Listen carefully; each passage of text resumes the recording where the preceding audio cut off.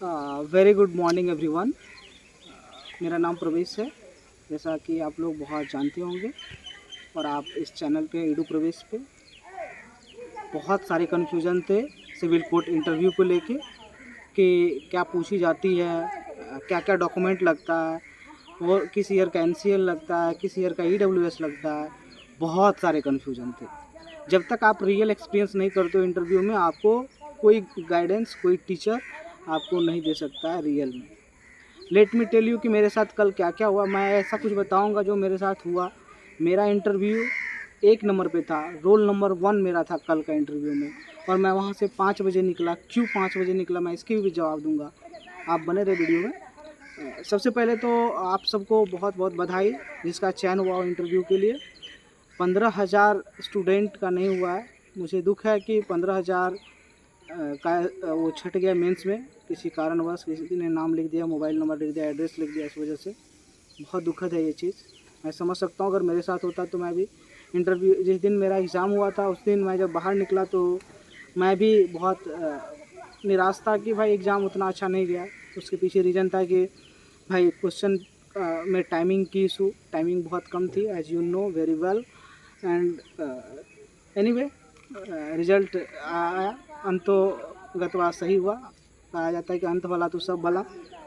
आइए हम बात करते हैं इंटरव्यू पे। सबसे पहले आपकी एंट्री, जैसा कि रिपोर्टिंग टाइम में लिखा हुआ है कि 8 बजे है, तो आपकी एंट्री 8 बजे से स्टार्ट हो जाती है। और लगभग जैसे आप एंट्री करेंगे, आपको एडमिट कार्ड के साथ चेक किया जाएगा, एक ओरिजिनल डॉक्यूमेंट कोई भी। जैसे आप अंदर एंटर किए, उसके बाद आपको डॉक्यूमेंट वेरिफिकेशन का प्रोसेस शुरू होता है। सबसे पहले आ जाता है बायोमेट्रिक्स, कि भाई आपका बायोमेट्रिक्स वो थंब वाला ऑनलाइन, तो वो बायोमेट्रिक्स सबसे पहले लेता है, आपका वेरिफिकेशन होता है। तो लिस्टिंग जैसे हो रहा था तो बायोमेट्रिक्स सबका लिया जा रहा था, लिस्ट निकाला गया। और चूँकि मैं थोड़ा लेट था, थोड़ा इन द सेंस कि मैं 8 बजे नेट नहीं गया था। मैं सोचा क्या ही इतना, अंदर कर गया था मैं ग्राउंड के, लेकिन वहाँ जाके नहीं गया था जहाँ बायोमेट्रिक्स हो रहा था।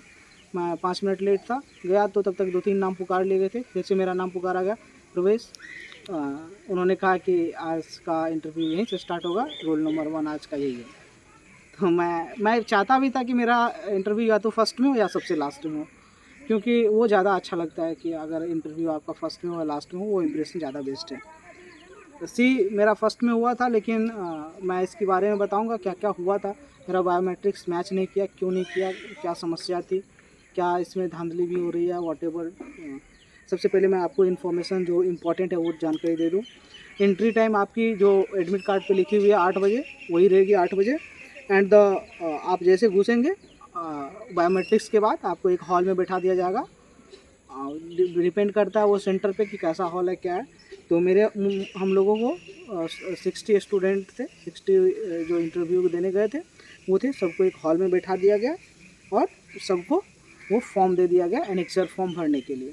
जिसका इसका बायोमेट्रिक्स होता गया, हॉल में बैठाते गया और एनेक्सर फॉर्म दे दिया भरने। वही जो एनेक्सर फॉर्म आप कहते हो ना कि ये ले जाना है प्रिंट करवा के या नहीं, वहाँ एनेक्सर फॉर्म रखा रहता है और वो एनेक्सर फॉर्म आपको देता है, आप वहाँ उसके सामने भरते हो। ऑलराइट, एक एनेक्सर वाला क्लियर हो गया आपका डाउट्स कि एनेक्सर फॉर्म ले जाना है या नहीं ले जाना है, वॉटेवर। ठीक, एनेक्सर फॉर्म आप वो। दूसरा बहुत समस्या आ रही थी कि फ़ोटोज़ वाला, कि फ़ोटो कहाँ सिग्नेचर करवाएं, कहाँ मुहर करवाएं। उन्होंने क्लियरली कहा कि हमने कहा था 2 फ़ोटो पे आप अटेस्टेड करवा के लाओ, बस फ़ोटोज़ पे कहा था। तो लेकिन मैक्सिमम लोग क्या किए थे, A4 पे चिपका के उस पर मुहर करवा के ले गए थे। खैर इससे कोई समस्या नहीं हुई। जो फ़ोटो पे लगा के गए थे वो सीधा चिपका दिए, जो A4 पे लगे थे उसको काट के एनेक्सर वाले फॉर्म पे चिपकाए। ये समस्या भी आपका क्लियर। फ़ोटोज़ वाला, फ़ोटोज़ आप चाहे A4 पे चिपका के ले जाओ गेजेटेड ऑफिसर से साइन करवा के, या आप नॉर्मल केवल फ़ोटो ले जाओ, वो भी आपका वैल्यूबल है। उसी को काट के आपको वहाँ चिपकाना होता है। ये क्लियर। तीसरी चीज़ सबसे बड़ी इम्पॉर्टेंट, सबसे बड़ा कन्फ्यूज़न NCL EWS को लेके कि 21-22 का। जी हाँ, NCL और EWS में मैं वहाँ देखा कोई कंसेशन नहीं हो रहा है। वहाँ उसको 21-22 फाइनेंशियल ईयर का ही चाहिए था, तो वो सीधा ढूंढ रहे थे। मेरे पास डॉक्यूमेंटेशन थे 2022 वाला, शुरू के ही 2022 के, तो मैं वो दे दिया। मेरा डॉक्यूमेंट में कोई दिक्कत नहीं हुआ। लेकिन जिसका दिक्कत हो रहा था उसको फाइनेंशियल ईयर 2021-22 का चाहिए। 22 का जब तक आप फॉर्म भरे हो तब तक वो ले लेंगे, ठीक है। तो इस बात को ध्यान में रखिए आप कि वो डॉक्यूमेंट में आपको ज़्यादा समस्या नहीं होने देगी। आई थिंक किसी को ऐसा नहीं हुआ कि इंटरव्यू से बाहर कर दिया गया, उसका इंटरव्यू नहीं हुआ, ठीक है। आप ये बात को ध्यान में रखो, आप जा रहे हो, इंटरव्यू होगा, 100% होगा आपका इंटरव्यू, और किसी को रिटर्न नहीं किया गया। इनफैक्ट 2-3 लोग कुछ कारणवश बाहर चले गए थे, उनको फ़ोन करके बुलाया गया मेरे सेंटर पे कि आप आ जाओ, इंटरव्यू आपका होने वाला, आप कहाँ घूम रहे हो। And the major problem was 2021-22 financial year. तो मैं कह जा रहा हूँ वो लेता, अगर आपके पास नहीं है तो वो एनेक्सर ई भरवाता है, एक फॉर्म आता है कि मैं 15 दिन 20 दिन 15 दिन उस पर लिखा रहता है, लेकिन उन्होंने कहा कि ज्वाइनिंग टाइम आपको देना पड़ेगा। ये दैट्स इट, आप खोज लो, बनवा लो, जो करना है कर लो, नहीं तो आप जनरल में काउंट होंगे। ये एनेक्सर पे रहता है। उसके बाद बस वो उसको NCL चाहिए 21-22 का। बाकी आपके पास निवास प्रमाण पत्र 25 वाला है वो चलेगा। मैंने खुद 25 वाला दिया है, मेरे पास 20 वाला था, मेरे पास 21-22 का नहीं था। तो उन्होंने कहा चूँकि निवास नहीं बदलता, दैट्स रियलिटी, ये हकीकत है। तो मैंने 21 और 22 वाला नहीं होने के कारण मैं 25 वाला निवास दिया, नया वाला दिया, और वो वैल्यूबल रहा, उन्होंने लिया भी, ठीक। अब आते हैं हम, वो आपका एनेक्सर वाला भी क्लियर हो गया, ले जाना या नहीं ले जाना, फोटोज वाला भी क्लियर हो गया, NCL वाला भी क्लियर हो गया, निवास ले जाना आपको, IY की ज़रूरत होती नहीं है, आप ले जा सकते हो, रखे रहो। मैं ले गया था, सारा कुछ मेरे पास डॉक्यूमेंट था, ठीक। थर्ड थिंग्स कि आप ये उंगली वगैरह सबको साफ़ करके रखो। मेरा बायोमेट्रिक्स नहीं ले रहा था, इसके कारण सबसे ज़्यादा समस्या हुई। और क्यों नहीं ले रहा था, मेरे उस सेंटर पे सबसे ज़्यादा समस्या हुई, जहाँ मेरा सेंटर हुआ था मेंस का। वो लड़के लोग जो आते हैं लेने के लिए, वो 200 रुपये वाले होते हैं, उसको कुछ लेना देना है नहीं, जॉब कौन करेगा, क्या समस्या हो सकती है आगे उसको पता नहीं है। बहुत समस्या हुई, मैं बता नहीं सकता। अगर मेरी जगह कोई और होता तो शायद वो रोज़ आता, but I have a patience, जो मुझे जानते हैं कि मैं किस प्रकार से शांत टाइप लड़का हूँ, और मेरे पास पेशेंस क्या बात है। मैं सुबह से शाम तक बैठा रहा, जबकि मेरा रोल नंबर 1 था, लेकिन मैं वहाँ लास्ट तक रहा, जब तक कैंडिडेट ख़त्म नहीं हुआ तब तक वेरिफिकेशन होती रही मेरी। एक बार फ़ोटो मंगवाया गया, फिर वीडियोज़ मंगवाया गया मेरे मेंस के कि यही लड़का था या नहीं, फ़ोटोज़ मेरा मिलवा रहा था। मैं यही टी शर्ट पहना था मेंस में, तो मिलाया तो मैं मिल गया। फिर उन्होंने जजेस से मिलवाए थे, 3-3 बार मैं जज से मिल चुका था इंटरव्यू से पहले। मेरे इंटरव्यू नहीं हुए थे, लेकिन मैं जज से, जो ऑनरेबल जजेस थे, सभी ऑनरेबल जजेस से मैं 3 बार पहले मिल चुका था इन्हीं चीज़ को लेके, वेरिफिकेशन को लेके कि ऐसी ऐसी समस्या है। मेरे पे शक इसलिए भी कर रहे थे क्योंकि कल 2 मुन्ना भाई पकड़ाए हुए थे, उनकी कुछ समस्याएं थी, उसका कुछ सेटिंग वेटिंग हो गया था, तो उसके कारण वो 2 पकड़ाए हुए थे। दैट्स वाई मेरे पे भी शक करने लगे, बट मैं जेन्युइन कैंडिडेट था, मुझे किसी बात की डर नहीं थी, मुझे ज़रा सा भी भय नहीं था कि क्या होगा नहीं होगा, ठीक है। तो मैं स्टेबल था, मैं बस थोड़ा, मैं यही सोच रहा था कि मेरी धैर्य की परीक्षा है आज, तो मैं वेट कर रहा था, जो इंस्ट्रक्शन दिया जा रहा था मैं उसको फॉलो कर रहा था। Because you are in court campus, तो आप उसी हिसाब से आप, और इंटरव्यू देने गए हो तो आपको ना हाइपर होना ना कुछ, आपको उस टाइप से बिहेव करना ही है। एक छोटा सा प्रेशर था मेरे पास, मैं अच्छे से हैंडल कर लिया, और मैं कर सकता भी आगे हूँ। उन्होंने लास्ट में आते वक्त भी हमें बोला था कि आपको अगर कभी बुलाया जाएगा वेरिफिकेशन के लिए तो आप आ जाना, तो मैं बोला श्योर, मैं पूरी इसमें मदद करूँगा, क्योंकि मेरे लिए भी हो रहा है। डॉक्यूमेंट से रिलेटेड आपकी सारी समस्या व्यू कैसा जाता है, इंटरव्यू में क्या पूछे जाते हैं, ये भी बहुत इंपॉर्टेंट पार्ट है। लेट मी टेल यू, 3 जजेस के पैनल होते हैं, 3 ऑनरेबल जजेज होते हैं, 1 चेयरपर्सन होते हैं और 2 उनके साथ मेंबर होते हैं। जहाँ जिस ज़िले में होते हैं आपके, वहाँ के डिस्ट्रिक्ट प्रिंसिपल जज जो है वो मोस्टली चेयरपर्सन होते हैं। इट्स डिपेंड ऑन कि वो सीनियर कैसा है, सीनियरिटी पे भी डिपेंड करता है। लेकिन मेरे में ऐसे थे कि जो वहाँ के डिस्ट्रिक्ट ऑनरेबल जजेस हैं वो थे मेरे चेयरपर्सन। एनीवे, जैसे मैं एंटर किया विश करते हुए, तो फिर मेरे से जैसे मैं खड़ा हुआ वहाँ चेयर के पास, तो बोला बैठिए। मैं बैठ गया, एकदम स्मूथली हुआ ये सब काम, कोई ऐसा बहुत ज़्यादा हेक्टिक नहीं हुआ, कोई हेक्टिक नहीं लेना। मैं बैठा, फिर कहा अपने बारे में बताओ, तो इंट्रो मैंने दिया। इंट्रो को एकदम शॉर्ट रखिए, ज़्यादा बेटर है, मैंने भी शॉर्ट रखा था, मुझे इंट्रो वगैरह आता है अच्छा से करने देने, तो मैं इंट्रो अच्छा दिया था। उसके बाद दूसरे सर थे, उन्होंने कहा, मैंने सब्जेक्ट नहीं बताया था इंट्रो में कि किससे मैंने ग्रेजुएशन किया, तो उन्होंने कहा किस सब्जेक्ट से, तो मैंने कहा सर फिज़िक्स से। तो जैसे फिज़िक्स से कहा तो मेरे चेयरपर्सन जो है वो फिज़िक्स से ही थे, पकड़ा गया आज फिज़िक्स। और जहाँ मैं मॉक दिया था वहाँ के भी सर बोल रहे थे कि बहुत जजेज लोग होते हैं जो फिज़िक्स से बिलोंग करते हैं, तो इसको थोड़ा देख लीजिए। और ये हकीकत हुआ, वहाँ के जो जजेज थे वो शायद फिज़िक्स से थे, उनको फिज़िक्स की अच्छी नॉलेज थी, नो डाउट। और जजेज हैं तो भाई रिस्पेक्टेबल वो हो ही जाता है एक्सपीरियंस के थ्रू भी। सीधा मुझसे पूछे कि आप सापेक्षता का सिद्धांत जानते हो, किसने दिया था, तो क्वेश्चन फिर दागना शुरू कर दिए मेरे से फिज़िक्स से उन्होंने। पहले से स्टार्ट यही हुआ, मैंने इसका सही आंसर दिया, पर मुझे एक्सप्लेन नहीं आ रहा था तो मैंने यहाँ सॉरी बोल दिया, बट मैंने किसने दिया था ये दिया, बताया, सही था, लेकिन इसको एक्सप्लेन नहीं कर पाया, मैं भूल गया था। कभी कभी होता है इंटरव्यू में रिकॉल नहीं कर पाता। फिर बर्नौली, फिर पूछा उन्होंने बर्नौली का सिद्धांत क्या है, मैं बर्नौली को एक्सप्लेन कर रहा था, मैं आधे पे गया, मैं सॉरी बोलने वाला था कि सर कंप्लीट नहीं आ पा रही यार, पर उन्होंने मदद किया कि उन्होंने मुझे मोटिवेट किया कि आप अच्छे तो बता रहे हो, मैं बता रहा था सही। उन्होंने सर ने कहा कि आप अच्छे बता रहे हो, तो मैं बोला ठीक है सर, तो मैं कंप्लीट किया उसको। फिर एनर्जी कंजर्वेशन पूछा, फिर वो फैमिली, फिर वो जो बगल में जजेस थे मेंबर सर, उन्होंने हिस्ट्री से क्वेश्चन पूछना शुरू किया। हिस्ट्री में जितने भी आंदोलन है वो स्टार्ट कर दिए। मैं एक दो में कंफ्यूज हो गया, ऊपर नीचे हो गया, मतलब उल्टा ईयर।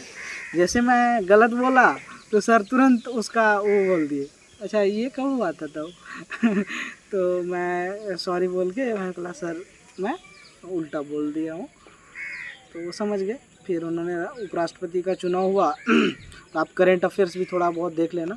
उपराष्ट्रपति का चुनाव हुआ तो कौन कौन भाग लेते हैं, इसमें भी मैं थोड़ा गड़बड़ा गया, जबकि ये सब बेसिक्स है, आई नो कि सब जानते हैं, मैं भी जानता हूँ, पर इंटरव्यू में थोड़ा बहुत होता है ऊपर नीचे। तो फिर बोला अच्छा कोई बात नहीं।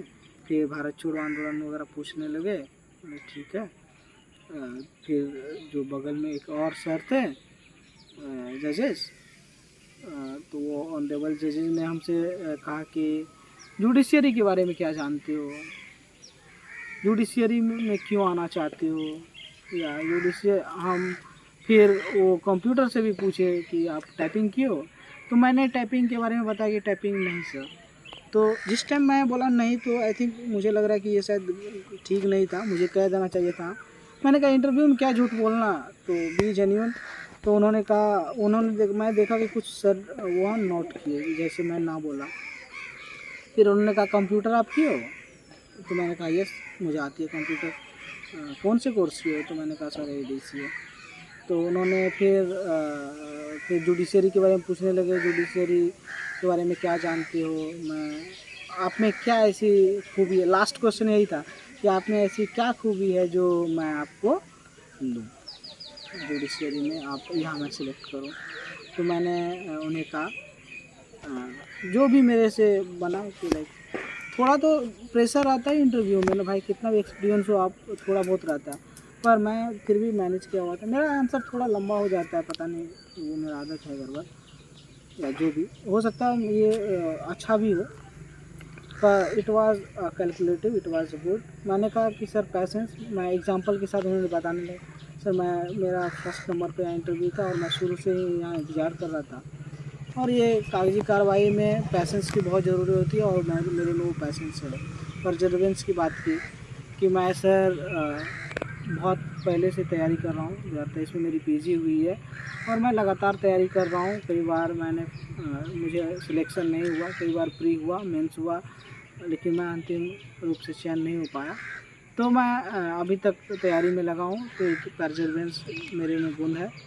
तो बोला ठीक है, थोड़ा हम लोग ऐसे चेहरे को देखे तो बोला वेरी गुड, ऐसे नहीं बोला ठीक है आपका इंटरव्यू ओके है, आप जा सकते हैं।